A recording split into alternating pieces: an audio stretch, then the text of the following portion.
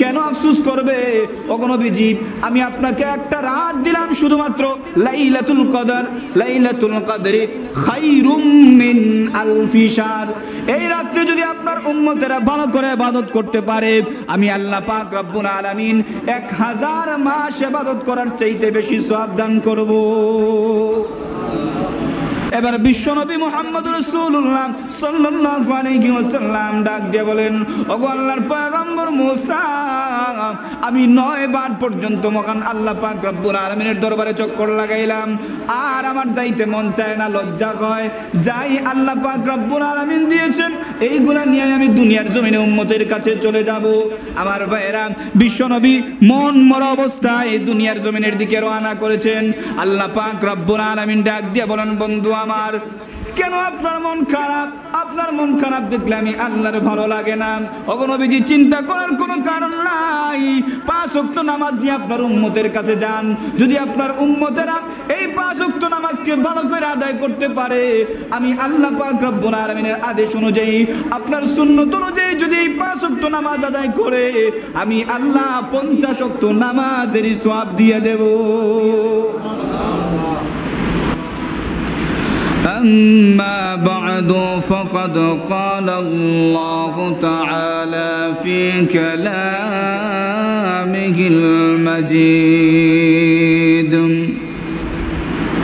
أعوذ بالله من الشيطان الرجيم. بسم الله الرحمن الرحيم. إنا أنزلناه في ليلة القدر وما أدراك ما ليلة القدر. ليلة القدر خير من 1000 شهر. تنزل الملائكة والروح فيها بإذن ربهم من كل أمر سلام. هي حتى مطلع الفجر. عن أبي هريرة رضي الله تعالى عنه قال: قال النبي صلى الله عليه وسلم: من قام ليلة القدر إيمانا واحتسابا غفر له تقدم من ذنبه، أو كما قال النبي صلى الله عليه وسلم. رواه البخاري ومسلم. بارك الله لنا ولكم في القرآن العظيم، ونفعنا وإياكم بالآيات والذكر الحكيم. صلى الله على سيدنا ومولانا محمد وعلى آله وأصحابه وسلم. صلى الله على سيدنا ومولانا محمد وعلى آله وأصحابه وسلم. بلغ العلا بكماله، كشف الدجى بجماله، حسنت جميع خصاله. صلوا عليه وآله. वो नबियों में रहमत लक़ब पाने वाला,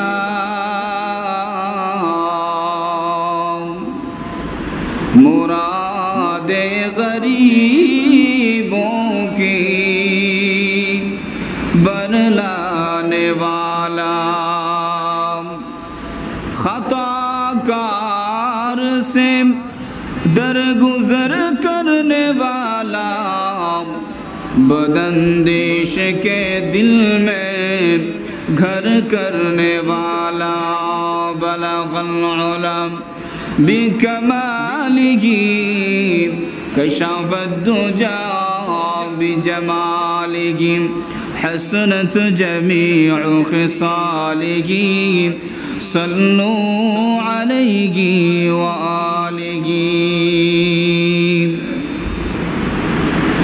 जिस खुदा ने बहुत रहम किया हम पर, इस खुदा को सुबह शाम तू याद कर। ला इलाहा इल्लल्लाह, ला इलाहा इल्लल्लाह, ला इलाहा इल्लल्लाह, ला इलाहा इल्लल्लाह, ला इलाहा इल्लल्लाह, ला इलाहा इल्लल्लाह, ला इलाहा इल्लल्लाह, ला इलाहा इल्लल्लाह, मुहम्मदुर रसूलुल्लाह।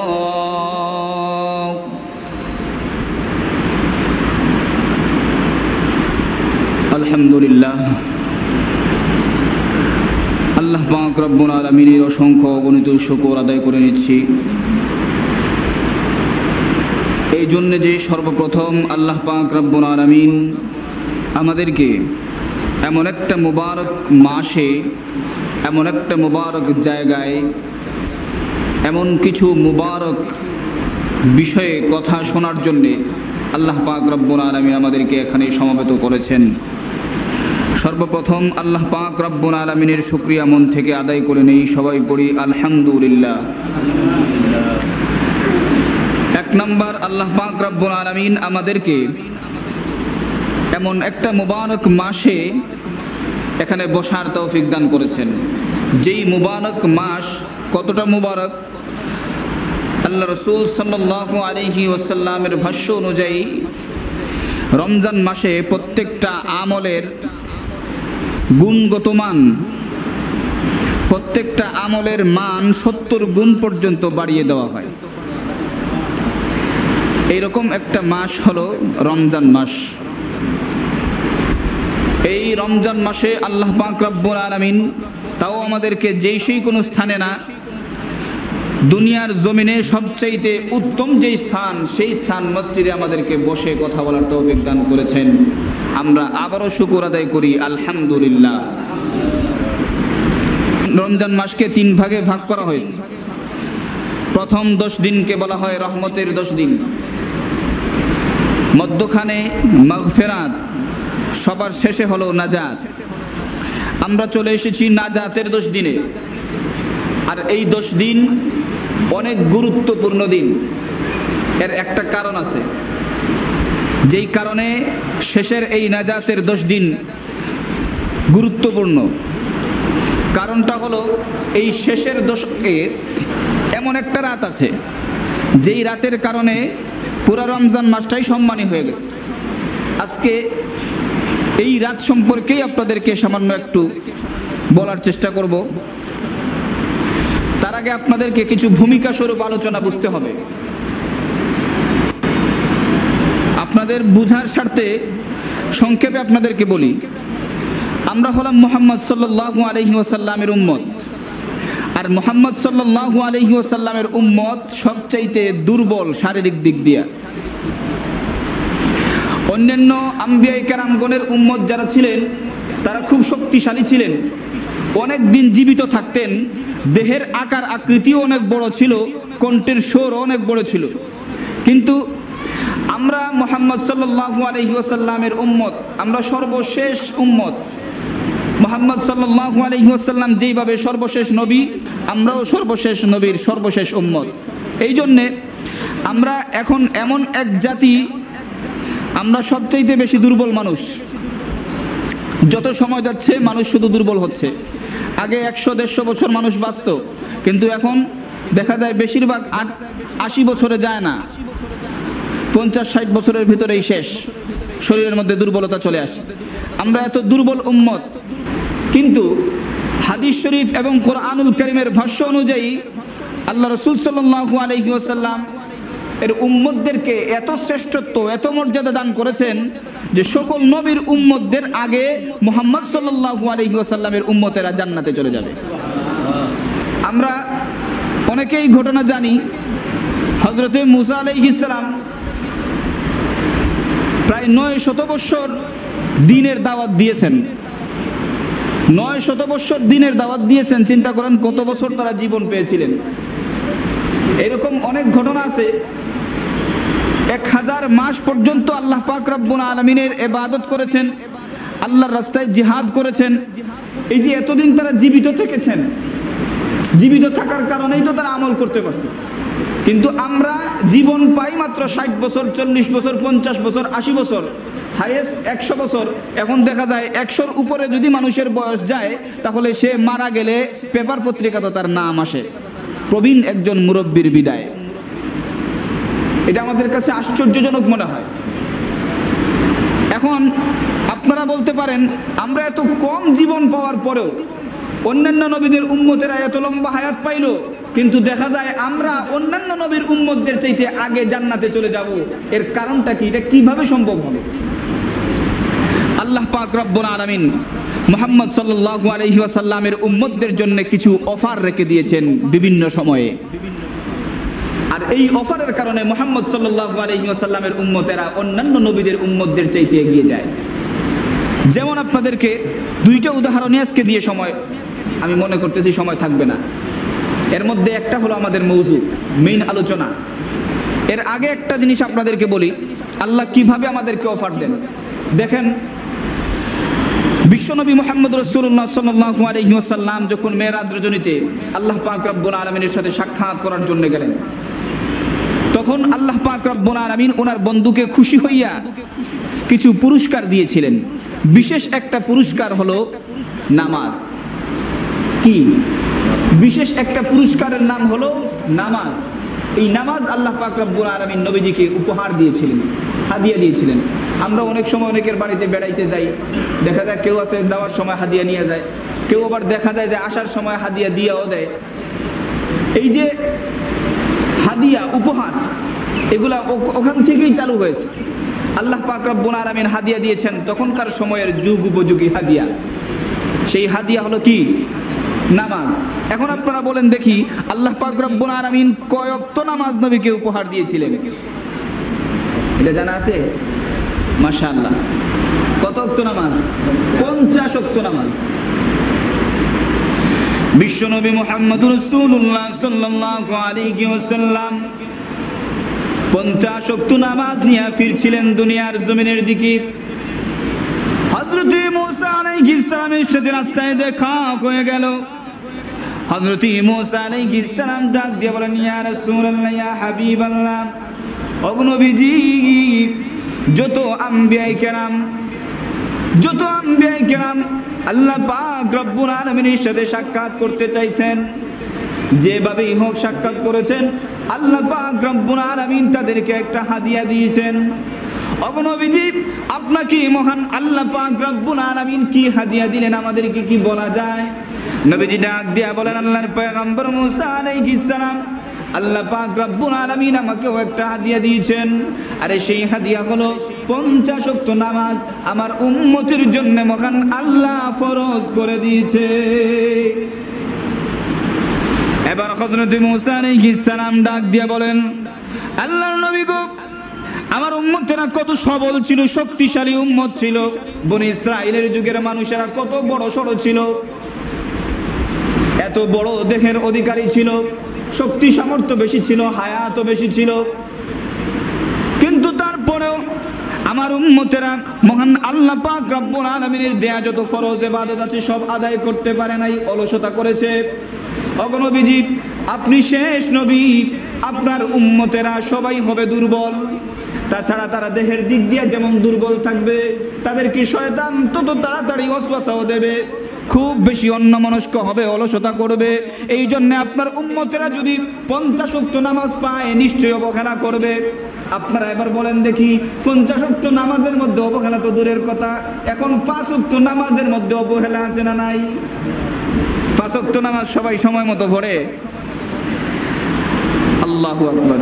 চিন্তা করেন, এখন যদি 50 ওয়াক্ত নামাজ নিয়ে বিশ্বনবী দুনিয়ার জমিনে আসতেন, আমাদের উপর যদি 50 ওয়াক্ত নামাজ ফরজ হয়ে যাইতো, মানুষ সর্বপ্রথম ত্যাক্ত হয়ে যাইতো না 50 ওয়াক্ত নামাজ। 5 ওয়াক্ত নামাজই তো পড়া যায় না, 50 ওয়াক্ত নামাজ কিভাবে আদায় করব? সারাদিন ঘুম ছাইরা খাওয়া ছাইরা খালি নামাজ পড়তে হইব, এইরকম একটা অবস্থার সৃষ্টি হইতো। চিন্তা করেন আমাদের জন্য কতটা কষ্টকর হইতো। আমাদের নবী রাহমাতুল লিল আলামিন, আল্লাহ পাক রব্বুল আলামিনের ইচ্ছা নবীজির উম্মতদেরকে কষ্ট দেবেন না। ইবাদত নবীজির উম্মতদের প্রতি, আল্লাহর বান্দাদের প্রতি বোঝা বানাবেন না। এই জন্য আল্লাহ পাক রব্বুল আলামিন, এটাই ইচ্ছা ছিল আল্লাহ পাক রব্বুল আলামিনের। মুসা আলাইহিস সালাম রাস্তায় জিজ্ঞাসা করলেন, নবীজিকে ডাক দিয়ে বলেন, মুসা আলাইহিস সালাম, ওগো নবীজি, আপনার উম্মতেরা 50 ওয়াক্ত নামাজ আদায় করতে পারবে না, অবহেলা করবে। তারপরে মহান আল্লাহ পাক রব্বুল আলামিন নামাজের অবহেলা করার কারণে আপনার উম্মতদেরকে জাহান্নামে দিয়ে দেবে। ওগো নবীজি, তাড়াতাড়ি যান, মহান আল্লাহ পাক রব্বুল আলামিনের কাছে যান, যায়া একটু নামাজটা কমায়া আনেন। বিশ্বনবী মহান আল্লাহ পাক রব্বুল আলামিনের দরবারে গেলেন, ডাক দিয়ে বলেন, আল্লাহ, আমার উম্মতেরা অত্যন্ত দুর্বল হবে, অল্প আয়ু পাবে, তাদের জীবন থাকবে ছোট, আর এই ছোট জীবনের মধ্যে অনেক কাজকর্ম থাকবে, অনেক জিনিস থাকবে, অনেক ব্যস্ততা থাকবে। আমার উম্মতেরা 50 ওয়াক্ত নামাজ আদায় করতে পারবে না, একটু কমায়া দেন।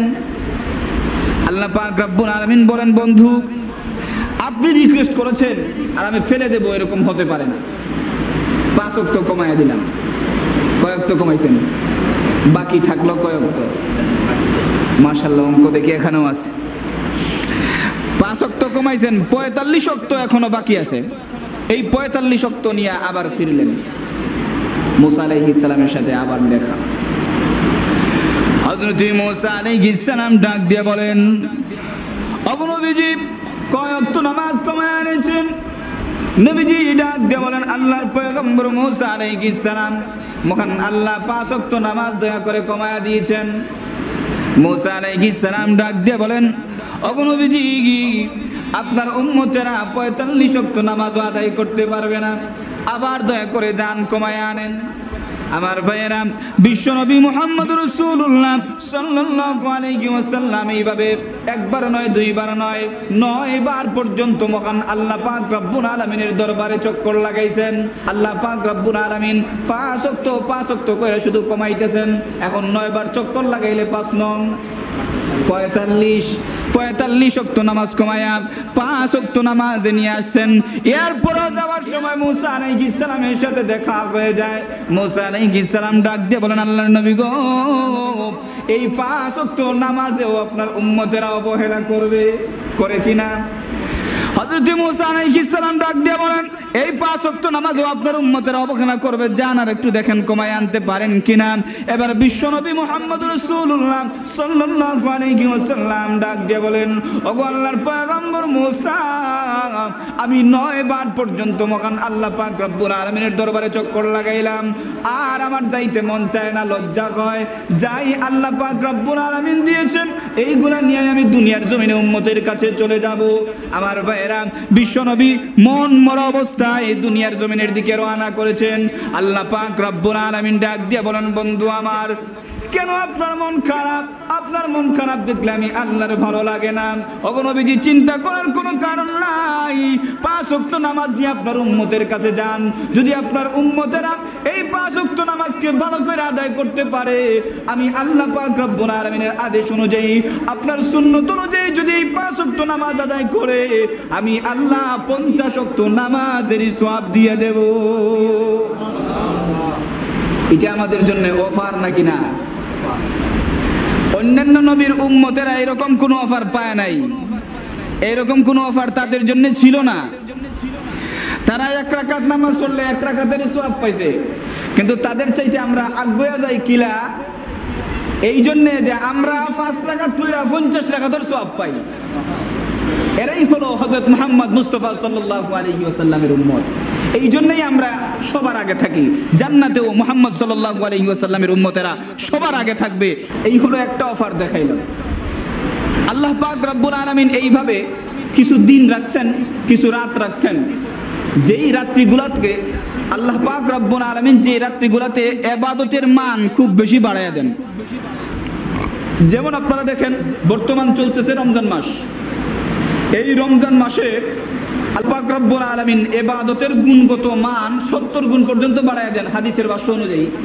আবার কোন কোন জায়গায় এরকমও আছে শুধু 70 গুণ না, আল্লাহ পাক রব্বুল আলামিন এর চাইতে আরো অনেক অনেক গুণ বেশি আপনার ইবাদতের মান বাড়ায়া দিতে পারেন। যেমন আপনি যদি এখানে একটা ফরজ আদায় করেন রমজান মাসে, তাহলে রমজান ছাড়া অন্য কোনো সময় আপনি 70টা ফরজ আদায় করার সওয়াব পাইতেছেন রমজানের বাহিরে। আপনি যদি এখানে এক রাকাত নফল নামাজ পড়েন, মনে করেন এক রাকাত, তাহলে আপনি 70 রাকাত নফল নামাজ পড়ার সওয়াব পাইতেছেন। কোন কোন জায়গায় আছে নফল নামাজের কারণে ফরজ নামাজ পড়ার সওয়াব পাওয়া যায়। রমজান মাসের একটা নফল নামাজ ফরজ নামাজের সওয়াবের সমপরিমাণ। আল্লাহ পাক রব্বুল আলামিন আমাদেরকে সব কিছু অফার দিয়া উম্মতে মুহাম্মাদীকে অন্যান্য সকল উম্মতদের চাইতে শ্রেষ্ঠ বানায় দিয়েছে। এখন বিশেষ কিছু দিন অথবা বিশেষ কিছু রাত আল্লাহ পাক রব্বুল আলামিন রেখেছেন, যেইগুলাতে আল্লাহ পাক রব্বুল আলামিন আমাদেরকে এমন অফার রেখেছেন যেই অফারগুলা অন্যান্য নবীর উম্মতেরা কখনো পায় নাই। আমরা তাদের চাইতে আগে এই জন্যই থাকি, আমরা অফারে পাড়ি দিয়ে দিই। যেমন শবে বরাত, এইরকম শবে কদর, এইরকম কিছু রাত কিছু দিন আল্লাহ পাক রব্বুল আলামিন আমাদের জন্য রেখেছেন যেইগুলো অন্যান্য নবীর উম্মতেরা পায় নাই। এখন আপনাদেরকে বলি, সূরা কদর যেটা আপনাদের সম্মুখে আমি তেলাওয়াত করেছি, সূরা কদর এর একটা শানে নজুল আছে। শানে নজুলের মধ্যে বেশ কিছু ওয়াকিয়া এনেছেন, এর মধ্যে একটা ওয়াকিয়া আপনাদের সম্মুখে আলোচনা করি। এটাও আমাদের জন্য একটা অফার, উম্মতে মুহাম্মাদীর জন্য একটা অফার।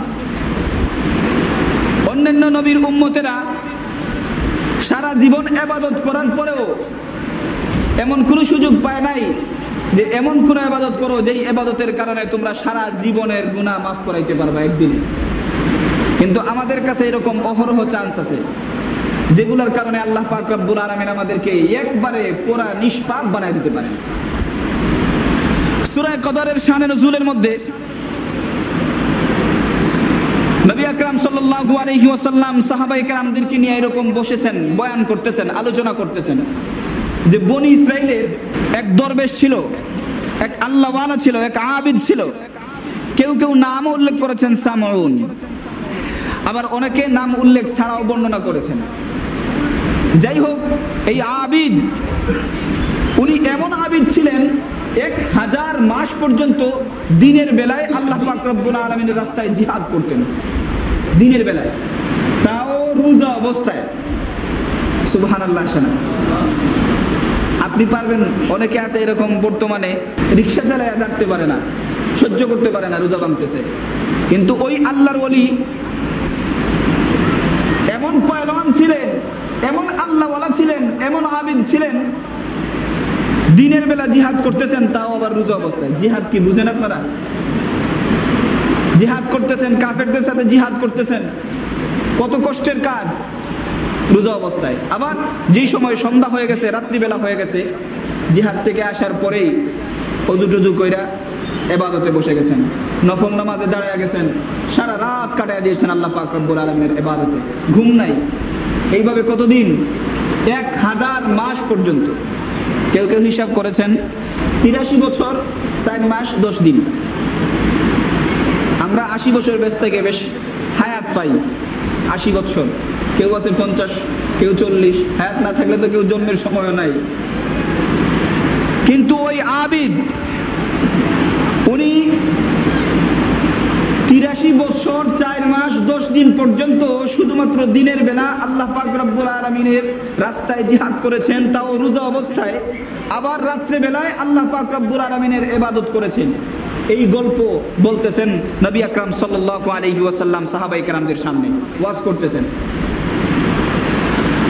আল্লাহর নবীর সাহাবায়ে কেরাম ডাক দিয়ে বলেন, ইয়া রাসূলুল্লাহ, ইয়া হাবিবাল্লাহ, ওগো নবীজি, এমন ঘটনা আমাদেরকে শোনায়া দিলেন, যেই ঘটনা শুনে আমাদের মনের মধ্যে শুধু আফসোস তৈরি হয়ে যায়।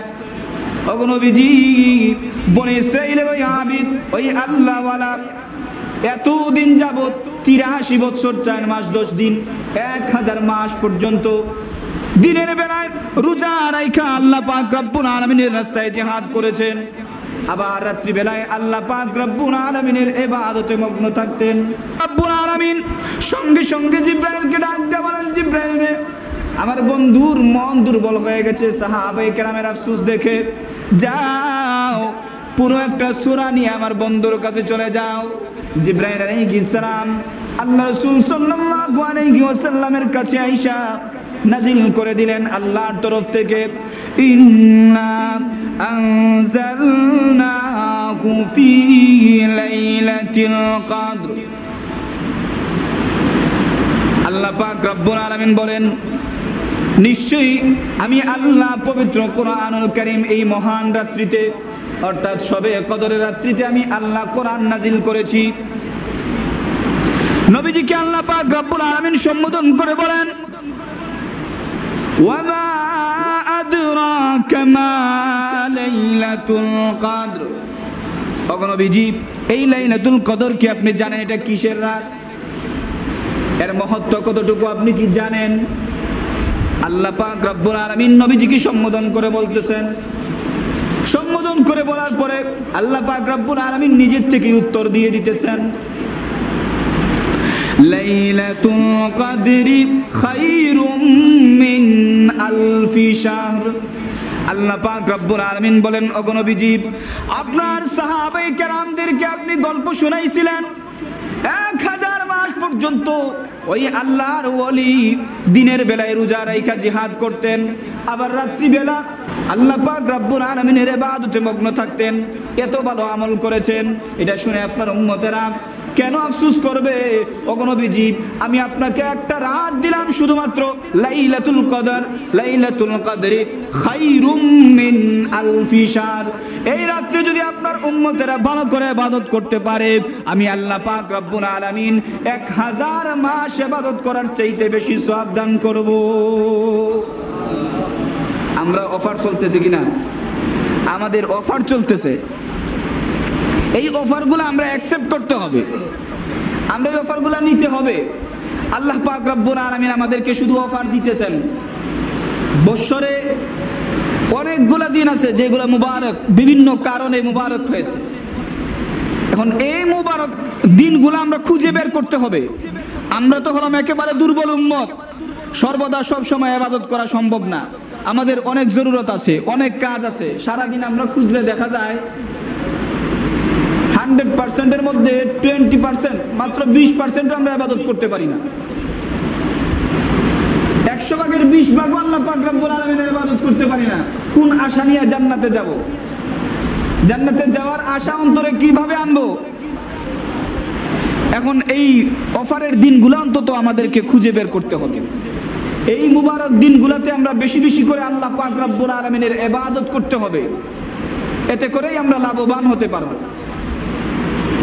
আপনারা দেখেন, এই দিনগুলোতে আল্লাহ পাক রব্বুল আলামিন এত বরকত রেখেছেন। সূরা কদরের পরবর্তী আয়াতে আল্লাহ পাক রব্বুল আলামিন বলেন, তানাজ্জালুল মালাইকাতু ওয়ার রূহু ফীহা বিইذনি রাব্বিহিম মিন কুল্লি আমরিন সালাম। আল্লাহ পাক রব্বুল আলামিন বলেন, ওগো নবীজি, আপনার উম্মতদেরকে আমি লাইলাতুল কদর নামে একটা রাত দিয়েছি। এই রাত্রে আপনার উম্মতদেরকে বলবেন ইবাদত করার জন্য। কেন? লাইলাতুল কদরি খায়রুম মিন আলফি শাহর। এই লাইলাতুল কদর 1000 মাসের চাইতেও বেশি উত্তম, 1000 মাসের চাইতেও ভালো। কেন ভালো? আল্লাহ পাক রব্বুল আলামিন এই রাতের কিছু বৈশিষ্ট্য উল্লেখ করতেছেন। তানাজ্জালুল মালাইকা ওয়ার রূহ ফেরেশতাগণ এই রাত্রে দুনিয়ার জমিনে আগমন করেন একজন নেতার সাথে। সেই নেতা হলেন হযরত জিবরাইল আলাইহিস সালাম। জিবরাইল আলাইহিস সালাম সহ একদল ফেরেশতা দুনিয়ার আসমানের মধ্যে এই রাতে আগমন করেন বিইذনি রাব্বিহিম, আল্লাহ পাক রব্বুল আলামিনের আদেশ নিয়ে। কেউ কেউ বিইذনি রাব্বিহিম এর ব্যাখ্যা করেছেন তাফসীরের মধ্যে, মানুষের ভাগ্য, আগামী বছর পুরা বছর মানুষের কি হবে, মানুষ কি খাবে, কি পরবে, তার রিজিক কি হবে, সে কিভাবে চলবে, কি রকম ইবাদত করবে, সব কিছু এই রজনীতেই নির্ধারণ করা হয়। আমার ভাইয়েরা, আল্লাহ পাক রব্বুল আলামিন নবীজিকে জানায়া দিতেছেন এই রাতে ফেরেশতারা জিবরাইল আলাইহিস সালামের সাথে দুনিয়ার আকাশের মধ্যে চলে আসবেন। যত মানুষ দুনিয়ার জমিনে আল্লাহ পাক রব্বুল আলামিনের এই রাতে ইবাদত করবে, ওই ফেরেশতারা তার দুয়ার সাথে, তার আমলের সাথে সুপারিশ করবেন, দুয়ার সাথে আমিন বলবেন।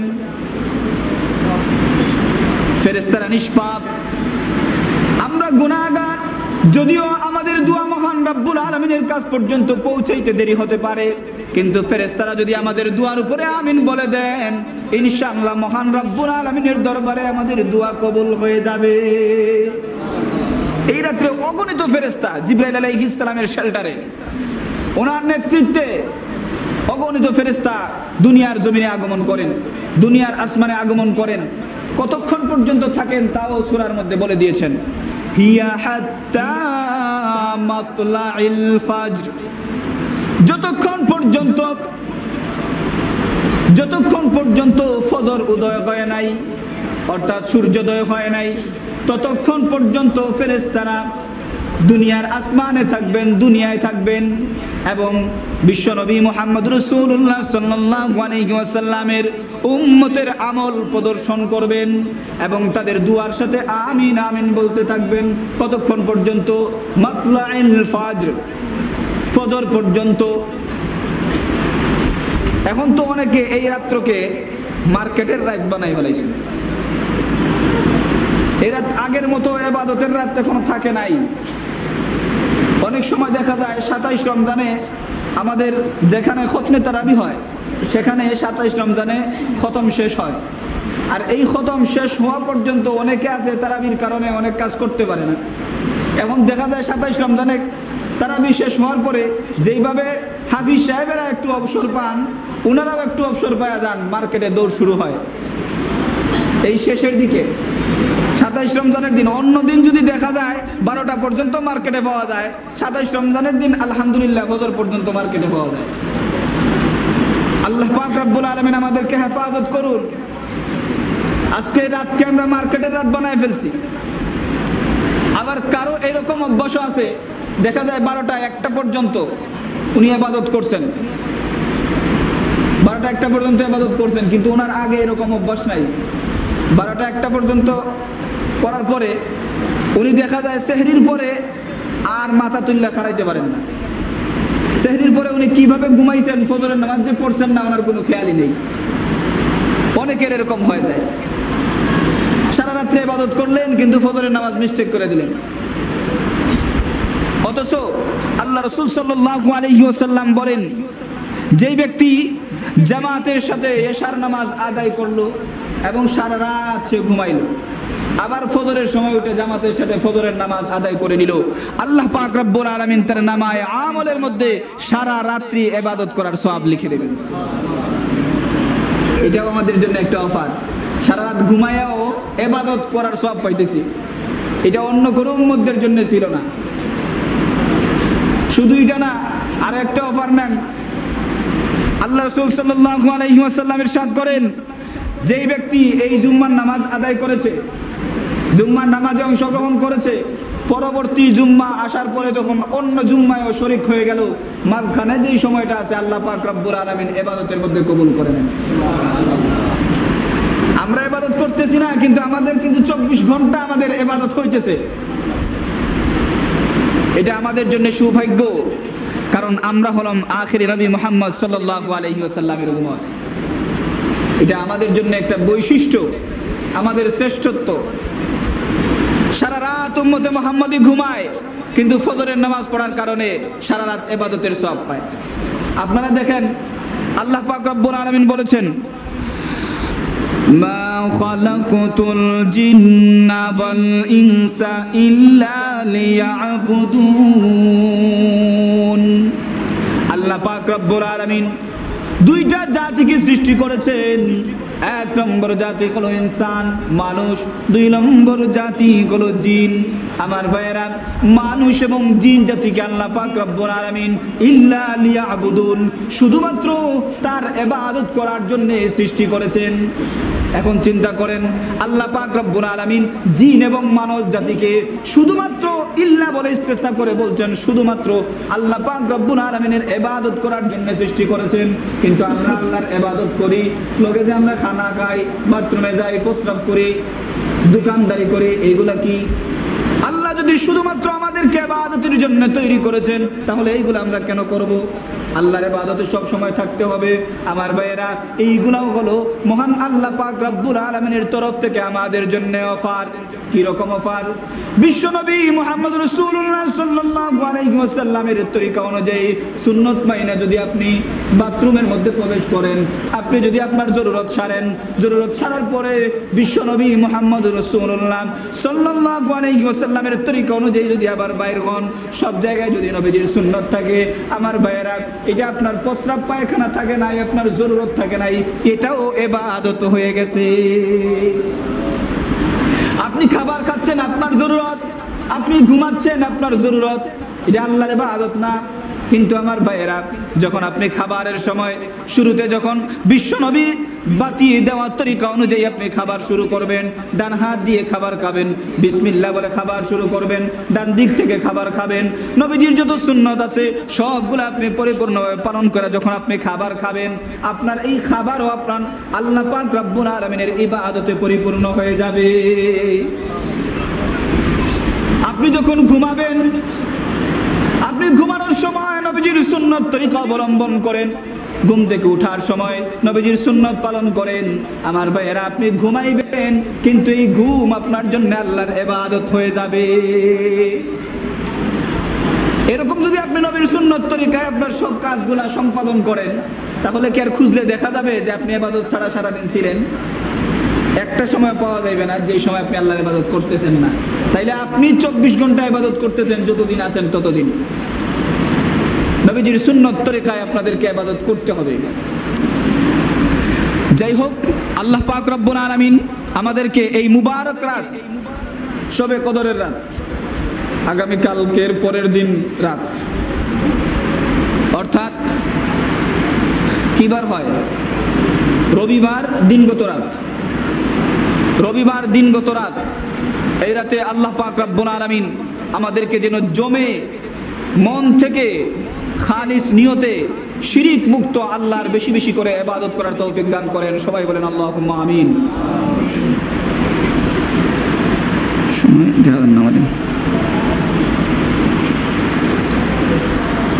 আল্লাহ পাক রব্বুল আলামিনের শিরিক মুক্ত ইবাদত করতে হবে। এই একটা কথা আপনারা ভালো করে মনে রাখবেন। আমরা কিন্তু অনেক সময় ইবাদত করি, কিন্তু শয়তান আমাদের পিছনে সব সময় লেগে আছে। বিশেষ করে শয়তান তার একটা বিশেষ টিম বানাইছে, বানাইয়া যারা বেশি বেশি আল্লাহ পাকের ইবাদত করতে চায় তাদের পিছনে লেলাইয়া দেয়, বিশেষ করে নামাজির পিছনে। আপনি মনে করেন এই রমজান মাস শবে কদরের রাত্রে আপনি তাহাজ্জুদের নামাজ পড়তেছেন। এখন তাহাজ্জুদের নামাজ পড়েছেন, আমি গত 2-3 দিন আগের ঘটনা, আমার তারাবির মসজিদে, ওখানে নামাজ শেষ করে আমি বাড়িতে চলে আসতেছি। আসার পরে ইমাম সাহেব আমাকে বলতেছেন, ভাই এমন ব্যঙ্গা শুরু হয়েছে, মানুষ এমন ফিতনা করে যেটা এখন চিন্তা ভাবনাও করা যায় না। একজন মানুষ ওনার কাছে আসছে আগের দিন তাহাজ্জুদের সময়, ওনারা তাহাজ্জুদ জামাতের সাথে আদায় করেন মসজিদে। তো একজন এসে বলতেছে, হুজুর আমি তো 12টা থেকে মসজিদে আসি, প্রায় 8-10 রাকাত নামাজ পড়ছি, এখন জামাতের সাথে কিতাব পড়া জরুরি নেই। এটা ইমাম সাহেব জিজ্ঞাসা। আপনারা বলেন দেখি, এখানে যারা উপস্থিত আছেন, তাহাজ্জুদের নামাজ কি ওয়াজিব? ওয়াজিব নাকি তাহাজ্জুদের নামাজ? নফল নামাজ আপনার জন্য, আপনি সারা বছর একবার করতেছেন, আপনার জন্য নফল নামাজ। এটা জামাতে পড়া জরুরি নি, এটা যেখানে লাগবো। এটা জিজ্ঞানের পরে ইমাম সাহেব বলতেছেন, আমি কি আপনাদের উপর কোনো বাধ্যবাধকতা করেছি যে পড়তেই হবে? ইমাম সাহেবের উত্তর, এখন উনি চলে যাওয়ার পরে আর 2-3 মুসল্লিদেরকে বলতেছেন, দেখতেছো ইমাম সাহেবকে বললাম কি, আর উনি তেরা করে আমার জবাব দিতেছেন। বুঝতে পারছেন নি? এটা জিজ্ঞাসা করার একটা কুমতলব আছে। 1 নম্বর কুমতলব, আমি 8-10 রাকাত তাহাজ্জুদের নামাজ পড়তেছি, আল্লাহ না করুক আমাদেরকে যেন লোক দেখানোর জন্য আল্লাহ যেন নামাজ না পড়ায়। সবাই বলেন আল্লাহুম্মা আমিন। দেখেন উনি গিয়ে ইমাম সাহেবকে বলতেছেন, হুজুর 12টার থেকে মসজিদে আসি, 8-10 রাকাত তাহাজ্জুদ পড়ে লেছি একলা একলা, এখন সামনে পড়তাম নি। 2টা কুমতলব, আল্লাহ না করুক, জানি না ওনার অন্তরে কি ছিল, কিন্তু ওনার ব্যবহারে তো এটাই বুঝাইতেছে। 1 নম্বর হলো উনি বুঝাইতে চাইতেছেন আমি আপনার আগে তাহাজ্জুদের নামাজ বাক্কা হওয়ার রাকাত পড়ে লেছি। আর 2 নম্বর হইলো ইমাম সাহেবরা দেখি কোনো জুরত নিয়ে আটকানি যায়, মানুষের কাছে গিয়ে ইমাম সাহেবের গিলা করতেছেন। যাই হোক, আল্লাহ পাক রব্বুল আলামিন রিয়াদ থেকে যেন আমাদেরকে মুক্ত রাখেন। এই রাতে ইবাদত করবেন, এই জন্য আমি বলি আপনারা শিরক মুক্ত ইবাদত করতে হলে একা একা নিজের বাড়িতে ইবাদত করেন, এতে রিয়ার আশঙ্কা খুবই কম থাকে। আপনি মনে করেন জামাতে এখন মসজিদে এসে সবাই জমা হয়ে গেছেন, 1-2 থাকলে এটা ভিন্ন কথা, কিন্তু আপনারা সবাই জামাতের সাথে এসে মসজিদে জমা হয়ে গেছেন নফল নামাজের জন্য। জামাতের কোনো বিষয় না, এখানে একজন নামাজ পড়তেছেন, ওখানে একজন নামাজ পড়তেছেন, ওখানে একজন নামাজ পড়তেছেন। মনের মধ্যে এটা আসতেই পারে এক সময়, হয়তো শয়তান আপনার পাশেই আছে, শয়তান আপনার মনে এসে দিবে যে আমার চাচা এখানে ডান দিকে দাঁড়ায় আছেন, আমি 2 রাকাত একটু বলান করি, চাচা একটু খুশি হবেন। হ্যাঁ, মনে আসতেই পারে এরকম কোনো সময়। আর যদি এরকম আপনার চলে আসে, আপনার সব আমল শেষ, বরবাদ। কারণ এটা হলো শিরকে খাফি। আপনার শিরকে খাফি প্রায় সময় হইতেছে, আপনি বুঝতেই পারতেছেন না। আপনি মানুষ দেখানোর জন্যে নামাজ পড়তেছেন, এটা কখনো আল্লাহ পাক রব্বুল আলামিনের কাছে গ্রান্টেড হবে না। এই জন্য আমাদেরকে শিরিক মুক্ত ইবাদত করতে হবে। এই শিরিকের কারণে আমাদের বেশিরভাগ আমল কবুল হয় না। বেশিরভাগ আমলের মধ্যে শয়তান একটু না একটু হলেও ঢুকায় দেয়।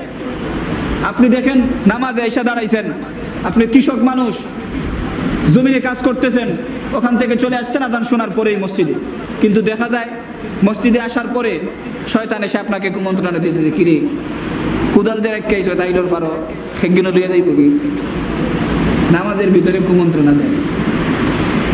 এখন দেখা যায় মন লেগে গেছে কি ফাতারো, তুমি কষ্ট করে কুদাল রেখে কেন খামও শেষ করছো, এখানে আসার পরে যে নামাজও খাড়া হয়েছে সব বেকার, সব বেকার হয়ে গেল। এখন আপনি একবার চিন্তা করেন, আপনাকে মন যদি লাগাইতে হয় তাহলে কি করতে হবে? এই সলিউশনটা দিয়েই শেষ করবো আলোচনা ইনশাআল্লাহ। আল্লাহ রাসূল সাল্লাল্লাহু আলাইহি ওয়াসাল্লাম বলতেছেন, শয়তান যদি তোমাকে এরকম কুমন্ত্রণা দেয় তাহলে রিয়াদ থেকে বাঁচার জন্য তুমি একটা কাজ করতে পারো, সবচেয়ে বেশি এই কাজটা কাজে লাগবে। কি সেটা হলো, সর্বপ্রথম হলো তুমি আল্লাহকে দেখতেছো, আল্লাহকে সামনে রেখে আল্লাহর ইবাদত করতেছো, এইরকম মনে করো। আর যদি দেখা যায় না তোমার ঈমান এত সবল না, তুমি মনে করতেছো আমি একটু দুর্বল, তাহলে কমপক্ষে এটা মনে করো আমার আল্লাহ আমাকে দেখতেছেন, আমি ইবাদত করতেছি। এখন আপনারা দেখেন, এটা যদি একটা 99 শপ হয়, আর এখানের মধ্যে যদি 8 জন 10 জন আপনার এমপ্লয় রাখা হয়, কর্মচারী রাখা হয়, আর সিসিটিভি ক্যামেরা যদি এখানে দেওয়া হয়, মালিক বাড়ির থাকলেও কাম চলবো না, চলতো না কেন? সব জায়গায় সিসিটিভি ক্যামেরা ফিটিং করা আছে, কোনো জায়গায় 1 থেকে 2 বেশ কম করবা, মালিকের কাছে ধরা পড়বে। পরের দিন এসে হিসাব দিও, ফুটেজ দেখায়া, ফটো দেখায়া। এখন যদি আপনি এটা মনে করেন আমি যেই জায়গায় আছি সব জায়গায় আমার আল্লাহ আছেন, তাহলে এখানে যদি আইসা শয়তান যদি কুমন্ত্রণা দেয় কি তারে কুদাল ভালাই আইস, তুই কইস আমারে আর সাল্লা দিস না, আমার আল্লাহ আমারে দেখতাছেন, তোর থেকে আমার আল্লাহ বড়। কুদাল থাকে না, এখানে আমার আল্লাহ যখন আমাকে দেখতেছেন, আমার কুদালও আল্লাহ দেখবা। আমি আল্লাহর কাজ করতেছি, নিশ্চয়ই আল্লাহ আমার ইবাদত করবেন। এটা আপনার অন্তরে যদি চলে আসে, আপনার ইবাদত খালিস হয়ে যাবে।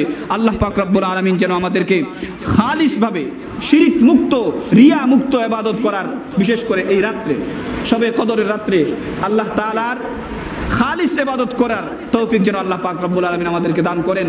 এবং নবীজি যেইভাবে ঘোষণা দিয়েছেন, এই রাত্রে খালিস ইবাদতকারীদেরকে আল্লাহ পাক রব্বুল আলামিন নিষ্পাপ বানায় দেবেন, সকল গুনাহ মাফ করে দেবেন, খালিস যদি তওবা করতে পারেন এই রাত্রে। আল্লাহ পাক যেন আমাদেরকে সবাইকে খালিস নিয়তে ইবাদত করে মাফি পাওয়ার তৌফিক দান করেন আমিন। সুবহান রাব্বিকা রাব্বিল ইজ্জাতি আম্মা ইয়াসিফুন ওয়া সালামুন আলাল মুরসালিন ওয়ালহামদুলিল্লাহি রাব্বিল আলামিন।